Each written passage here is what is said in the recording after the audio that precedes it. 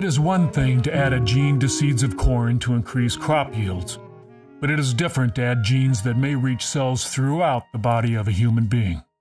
Gene therapy raises ethical questions.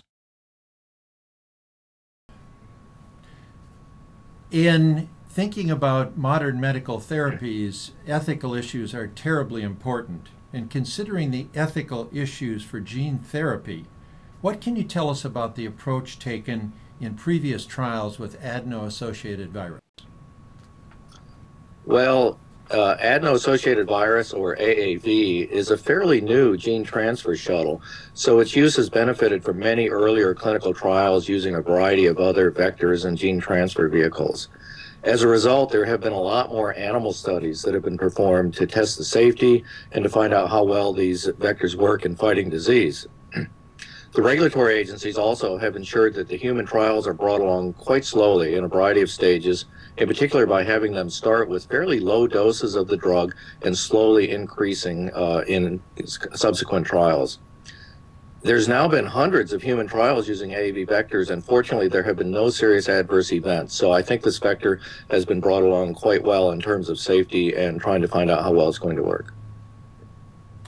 In your protocol for the proposed clinical trials of adeno-associated virus, AAV, for the dystrophin gene for muscular dystrophy, how will you approach the assessment of risk and benefit?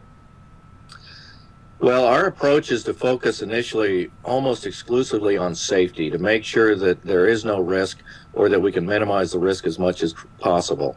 The way we're going to do that is to start out, as I was talking about earlier, by giving a very low dose to the patients and then seeing how well that works, and then slowly increasing the dose to make sure that nothing harmful is happening to the muscles that we're injecting.